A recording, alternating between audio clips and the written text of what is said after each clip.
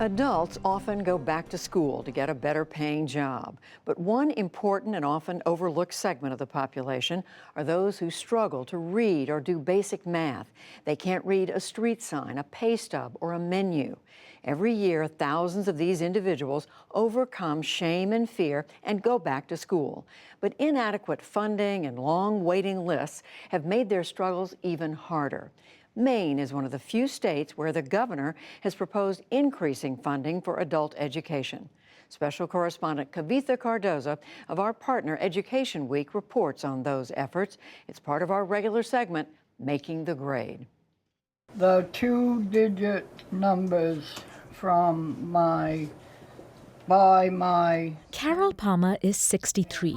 She graduated high school years ago, even though she couldn't read or write. I always read backwards, and I ended up going to special ed class because I couldn't do the work and I didn't get no help to do it. Palmer developed several coping skills to hide the fact she couldn't read.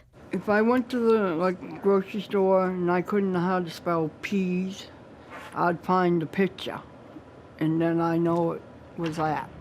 Gail Sinise heads adult education in Maine. She says a lot of people hide the fact they can't read. They're so ashamed. And we've had students who didn't even want to tell a spouse for years that they were kind of faking it. Oh, I don't like to read, I'd rather watch television, or you pay the bills, it's just easier that way. It's isolating because you don't want your secret to be found out. Palmer's at the third grade level now and dreams of being able to read books to her grandchildren. She's not alone. Spruce Mountain Adult Education has grown almost 200% in the last 3 years. Robin Raymond runs this program. She says the increased demand for classes is because local paper mills went to automation or moved jobs overseas. Also, there's less demand for paper. So positions that paid well, even if you didn't have a high school diploma, vanished. A month after I started, Verso Paper laid off 300 workers from their mill. About a year later, they ended up laying off another 200 workers. Mill closings caused a ripple effect throughout this region. It does tend to look like a ghost town. Here's the site of the Otis Mill, which has been gutted and it's run down, so it's a scrapyard.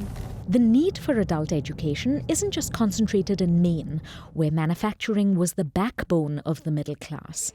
Hundreds of adult education centers across the country help with everything from high school completion to resume writing to job training. But an area that's often overlooked is basic reading and math. 36 million adults in the U.S. lack the basic literacy skills that they need. Sharon Bonney heads the Coalition on Adult Basic Education, a national nonprofit. These are folks at the lowest literacy levels. They can't find a job, or if they find a job, it's at entry-level, minimum wage jobs. She says of the 36 million, adult education programs across the country only serve 1.5 million because of funding. Federal dollars have not kept up with inflation. Historically, funding has actually been about half of what it was just 15 years ago. So we're only able to serve a percentage of what we were 15 years ago. State and local funding has also seen cuts. Bonnie says some people don't realize how big a need there is. Others feel adults have already had a chance at an education. A Trump administration proposal for next year has called for an almost 25% cut to state adult education programs. Advocates say that would be devastating. Some states already have long waiting lists, some have cut back classes, and others have had to increase student fees. Many adult learners have an added challenge. They need to learn to speak English. So these are our graduates from last year. Anita St. Onge is the director of Portland Adult Education, which serves 2,000 students, mostly immigrants. Some were doctors and lawyers in their home countries. Others never got a chance to go to school.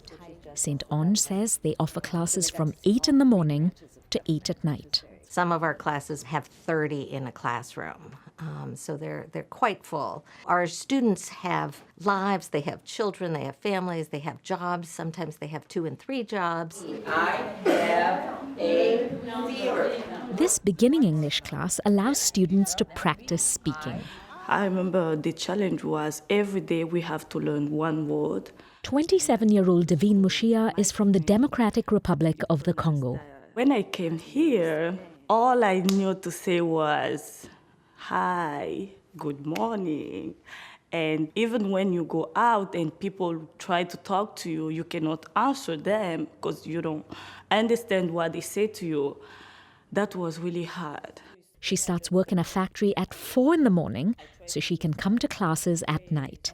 She's slowly getting more fluent. When you learn English outside, you don't know vocabulary, you don't know how to use correctly the words.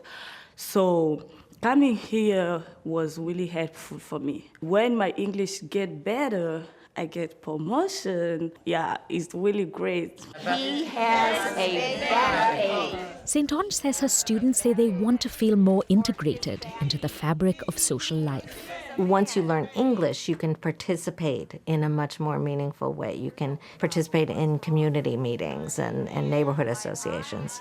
The people who came to Portland Adult Ed 10, 15 years ago are some of the pillars in our community.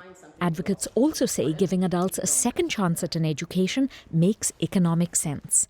Better jobs, more taxes, less reliance on social services. Adults who are poorly educated are also less likely to be involved in their child's education and less likely to volunteer or vote, all of which have implications for the entire country. Lisa Crawford can trace her family back 5 generations in Maine.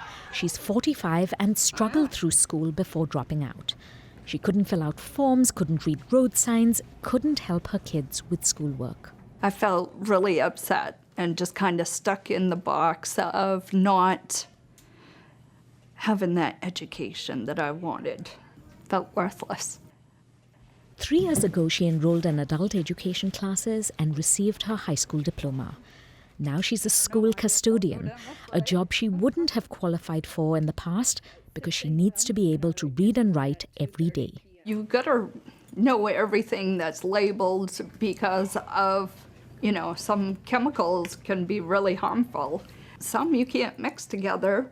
Crawford orders cleaning supplies, reads machinery manuals, and fills out accident reports. She says her life now is a dream come true, a stable job with benefits. If I didn't have that, I wouldn't have my smile today, and it always smiling. And I can't stop, even if I cry. My life back then, I was an ostrich in the ground, and my life now, I am bloom and bloomin'. For the PBS NewsHour and Education Week, I'm Kavitha Cardoza in Portland, Maine.